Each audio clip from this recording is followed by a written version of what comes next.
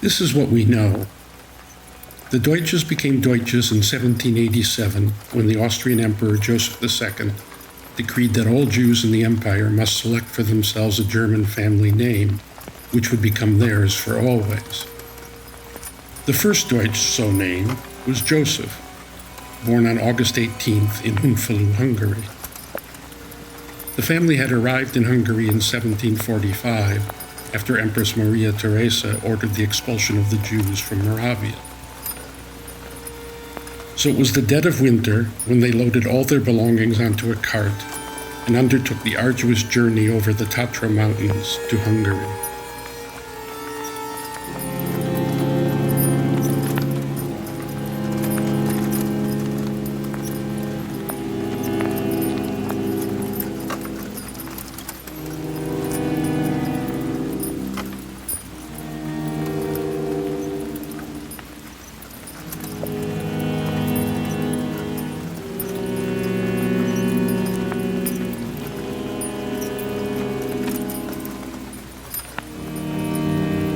Though they passed through many appealing towns during their travels, they never settled for long until they arrived in Hunfalú. And it was in Hunfalú they decided to stay.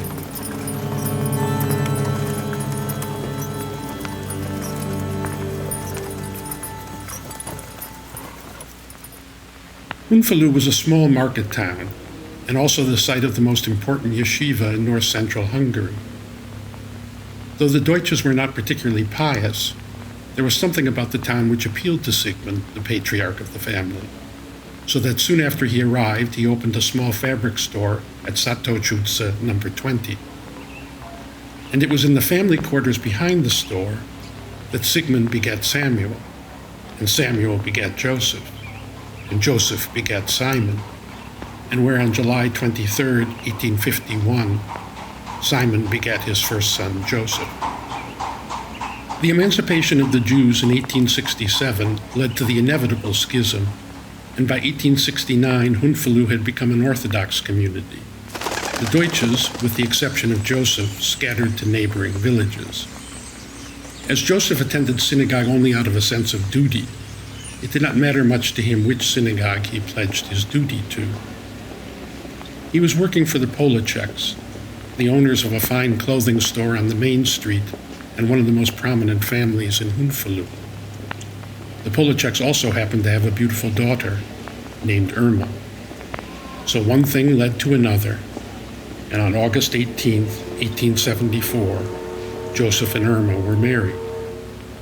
A daughter, Saren, was born in 1875, followed in 1877 by a son named Solomon. Within 3 months, Solomon was dead of pneumonia. Joseph blamed the death not on God or fate, but on the town of Hunfalú. Hunfalú was a primitive village, after all, unsuited for a man of Joseph's ambition.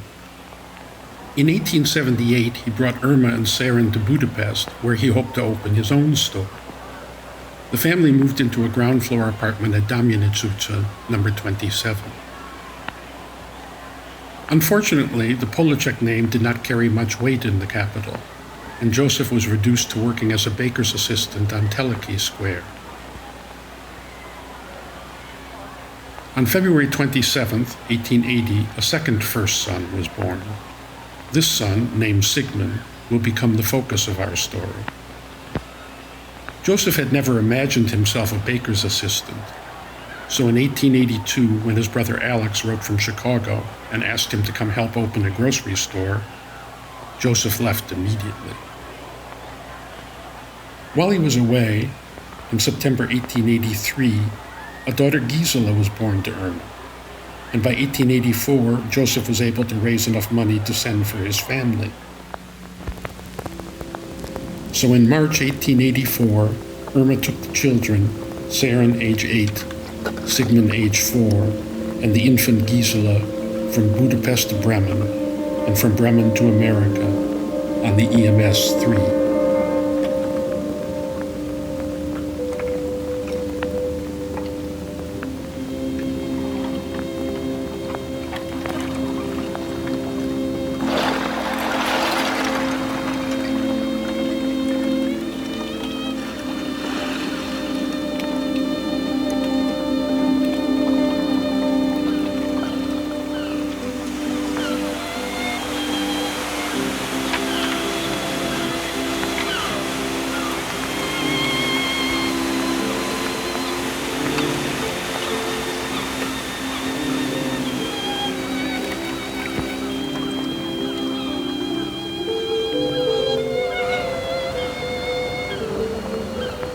When Irma and the children arrived, they found Joseph cold, distant.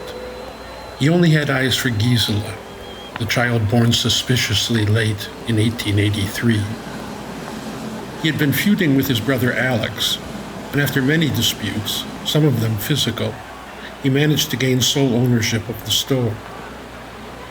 They rented an apartment on Forest Avenue in the Jewish neighborhood on the south side of Chicago, and Joseph remained close enough to Irma to beget Simon in 1885. In 1895, the grocery store burned down. Once again, Joseph did not curse God or fate, or even Alex. This time he cursed his 15-year-old son, Sigmund. Sigmund, after all, had been the last person in the store the night it burned. Though the cause of the fire was never determined, Sigmund ran away from home, and we will not hear from him again for 13 years. We do know that Saren was married in 1897, and Simon was married in 1905, and Gisela married the well-known restaurateur Otto Roth in 1907. This was the only wedding of the three which Joseph and Irma attended. The next reported sighting of Sigmund is in 1908. He is living in a fancy area of Seattle as co-head of household with an older man named Otto Gutmann, a merchant from Darmstadt, along with a young Chinese servant, Loka Ki. By 1912, he is back in Chicago where he reunites with Gisela. Despite her many attempts to arrange a reconciliation, Joseph's heart was hardened, and he refused to forgive his wayward son. Joseph never forgave anything. Though Sigmund only had an 8th grade education, Otto was able to set him up as an assistant to a bond trader while Sigmund attended night school. By 1915, he had become a licensed bond salesman, soon able to afford his own apartment in Hyde Park, where the Jewish community had moved during the Great Migration of African Americans from the South. In 1916, Agnes Kaywin, aged 19, left her home in Denver for an extended stay with her aunt and uncle in Chicago. On June 8, 1917, an engagement notice for Sigmund and Ag was placed in Chicago and Denver newspapers. Neither Sigmund nor Ag's parents are mentioned in the announcement. In late September, Irma died of the influenza. There is no record of whom Joseph cursed for this latest misfortune. Sigmund and Ag were married 6 weeks later. Neither Joseph nor Saren nor Simon attended the wedding, though Gisela was the matron of honor and Otto Roth was the best man.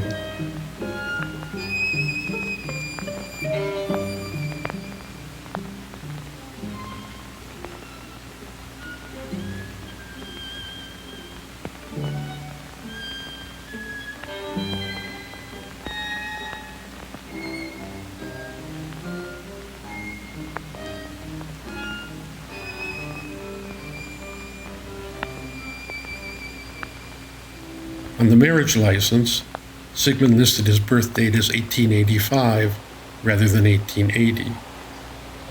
In 1919, my father, Robert Kaywin Deutsch, was born.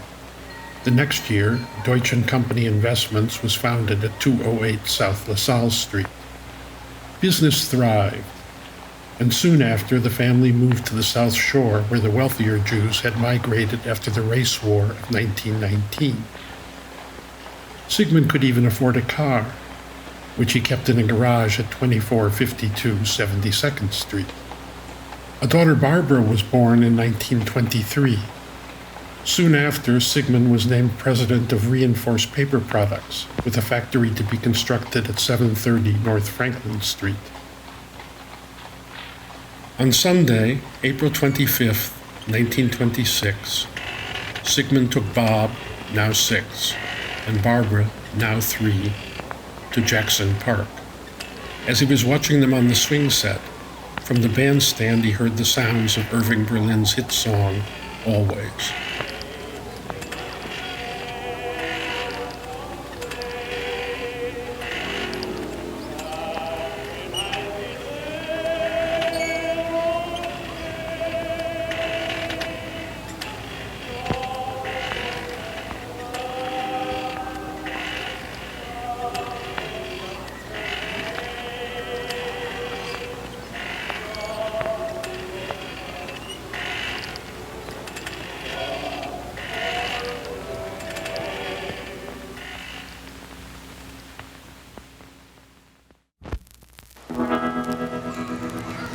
Dream, dream, dream, dream, dream. Dream, dream, dream when I want you. In my arms when I want you. And all your charms whenever I want you. All I have to do is dream. It was my 6th birthday. All I Have to Do Is Dream was number 1 on the charts. After opening my presents, I sat on my father's lap and asked him the question that had been bothering me for some time. My father really wasn't a lap dad. He actually wasn't cut out for the dad job at all. But on this occasion, it being my birthday, my father felt an obligation to go through the motions of enjoying the weight of his son on his lap. He asked me if I liked my presents. I said I do. Then I asked him the question, why does Mom have a dad and you don't? My father pushed me off his lap, saying, he may have been joking. My father, whom we children called RK, had the emotional maturity of a 6-year-old. Anything having to do with the ass was funny to him. Nevertheless, I was on the floor and he was laughing as he left the room. RK did tell us a story some months later. He told us that Sigmund had been born backstage at the Opera House in Vienna. His mother, Saren, was a singer at the house, and his father, Alex, was a violinist in the orchestra. Sigmund was also a violinist. For years, he lived on a houseboat in Seattle while playing with the symphony. One day, he was working on the car and did not notice the garage door had closed. He died from inhaling the fumes. I wish I could say it only took me a few years to realize this story made no sense, but I cannot. It wasn't until I was 20 that it occurred to me that it was impossible Sigmund did not notice the garage door had closed. I called my mother. This is what she said.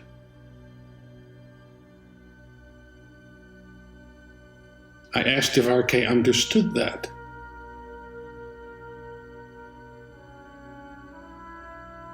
How is that possible?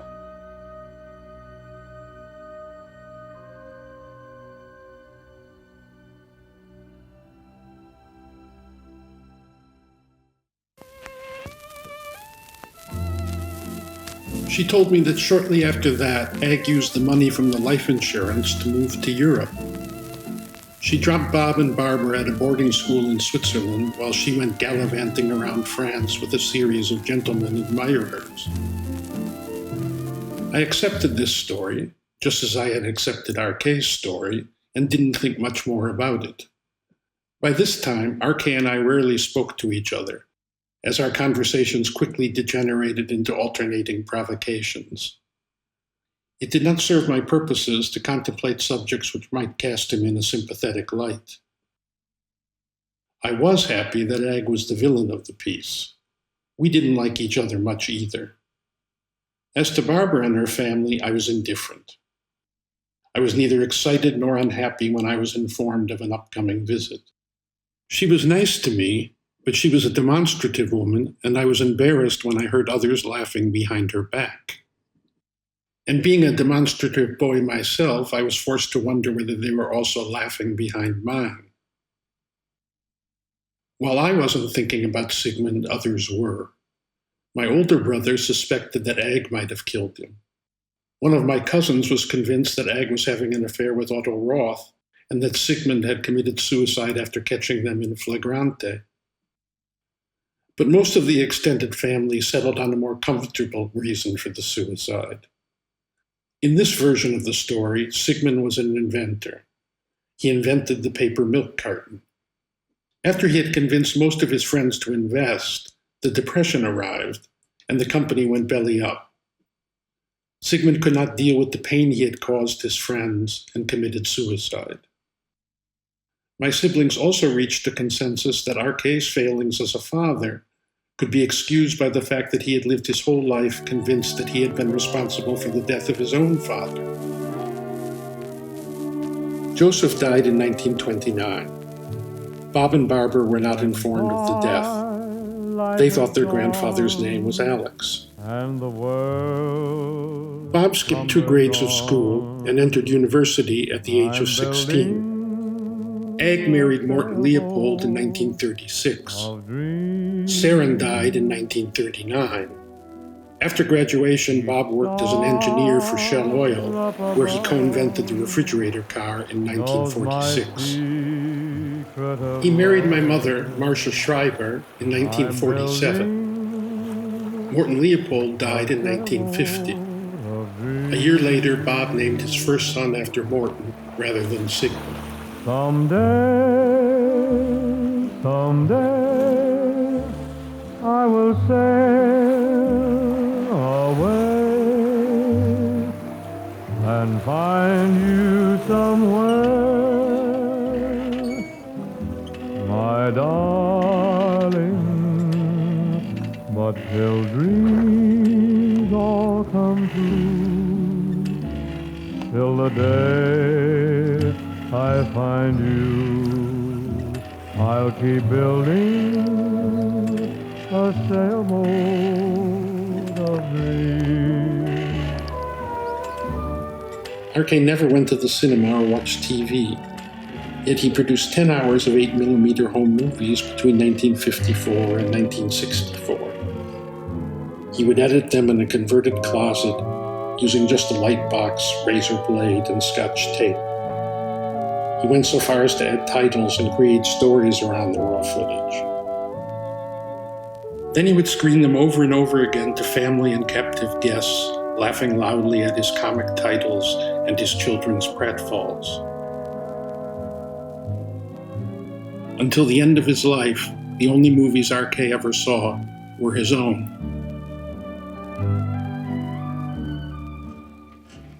For 40-some years after my conversation with my mother, I lived where I lived and did what I did without thinking much about the backstory I have just related.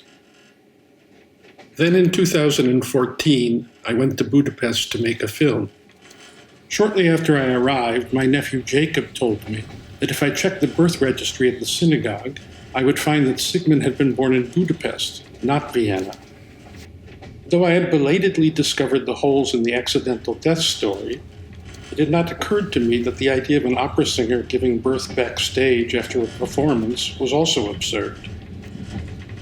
And as we have learned, Irma was not named Serena and was not an opera singer. And Joseph was not Alex and was not a violinist.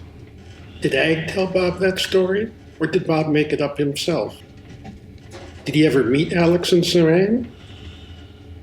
Then I learned that not only was Sigmund not a violinist, nor an inventor, but that he had died in 1926 during the Roaring Twenties, not during the Depression. Why all the lies? I managed to find the death notices from 2 newspapers. In one, Ag is quoted as saying they started to the garage together, and she was waiting on the corner when she became worried. In the other, she claims that she was told to wait at home while he got the car. In both cases, she said she found the door of the garage closed and smoke seeping through the cracks. An inquest was scheduled for the evening of the 27th. Otto Roth was the only member of the extended family to appear at the hearing. He briefly testified to Sigmund's good spirits in the days before his death, but spent most of the time coaching Ag's testimony. Here, Ag gave a somewhat different version of events on the day of Sigmund's death.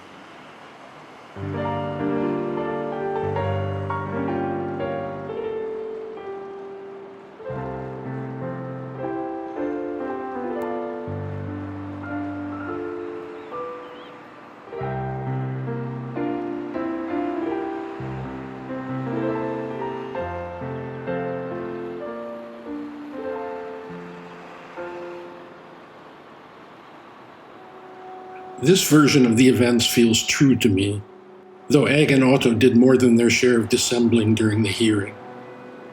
I understand they needed to emphasize Sigmund's emotional and financial health to get a verdict of accidental death and collect the insurance money. Sigmund had taken out $100,000 in life insurance in the preceding 3 years, an exorbitant amount for a man of his means in the 1920s. But surprisingly, the insurance companies did not put up much of a fight, and the jury returned a verdict of accidental death by carbon monoxide poisoning. I don't understand the unnecessary lies. That Sigmund was born in 1885 and that he came to the US in 1896.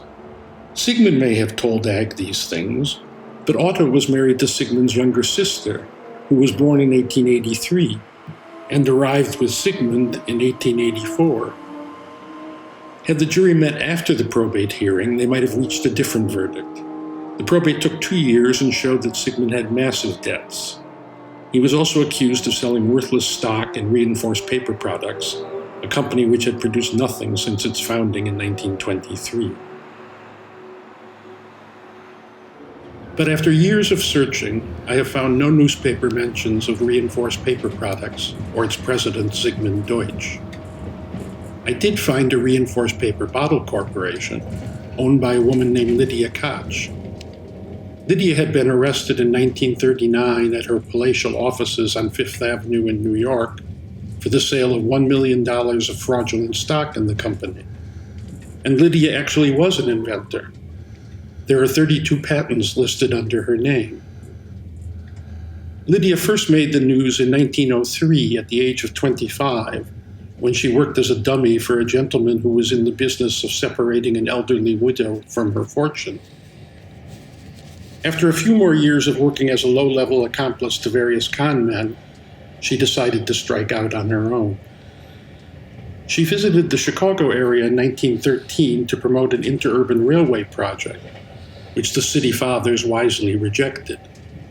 Could this be when she met Sigmund? Lydia also continued her other career as an inventor, patenting the paper milk carton in 1923. She immediately formed Reinforced Paper Bottle Company to market the invention. A few months later, she was arrested in Buffalo and accused of swindling hundreds of small investors in a fake stock scheme. While she was out on bail in January 1924, she met with Sigmund and offered to move the company to Chicago and to create Reinforced Paper Products as a manufacturing subsidiary. Sigmund would have total control until Lydia resolved her legal difficulties, which she insisted were merely a misunderstanding. It was after this meeting that Sigmund started frantically borrowing money from all and sundry. In July 1925, Sigmund took out a large ad in the Chicago Tribune for a man of means to organize a company to manufacture paper bottles using Reinforced Paper Products' patented machines. On January 6, 1926, Sigmund took out his final loan from a bank in the small town of Defiance, Ohio. On February 4th, Lydia sued Sigmund to dissolve their agreement and regain control of the two reinforced paper companies. In March, Sigmund convinced some of his oldest customers to liquidate their bond holdings and invest the proceeds in reinforced paper products. At 9:30 a.m. on Monday, April 26, 1926, Sigmund walked to the garage on 72nd Street. I wish I could tell you whether Joseph went to his funeral. For 2 years, I have tried to find a path through the wilderness of history and hearsay surrounding the event, but by the time I became interested in the mystery, anyone who could have provided clues was long gone. Having Ag and Otto murder him for the insurance money would be the most narratively satisfying of the solutions we have heard, but I don't buy it. I should probably point out that Hungarians, particularly Hungarian Jews, have had among the highest suicide rates in the world since such statistics have been collected, so Sigmund could have just been another depressed Hungarian Jew. But I think there are 3 possible convincing explanations. He was either a crook, or a patsy, or a crook revealed to be a patsy when he found himself involved with a higher class of crook. If I were a betting man, which I once was, I would bet on the latter. Lydia suffered no consequences for her financial crimes. She died peacefully in her Park Avenue penthouse at the age of 77.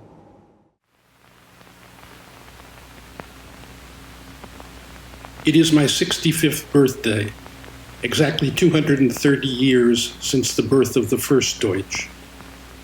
I spent the day walking around Budapest taking pictures.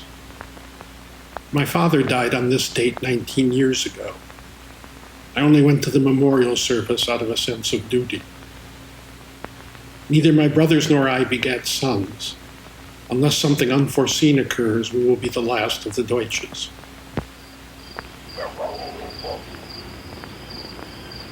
I wonder what Sigmund could have been thinking during the 2-minute walk from his apartment on South Shore Drive to the garage on 72nd Street, knowing that when he arrived, he would crank up the car, close the garage door, and lie down for the last time. Was he thinking about his wife and his kids, his mistakes, his sins?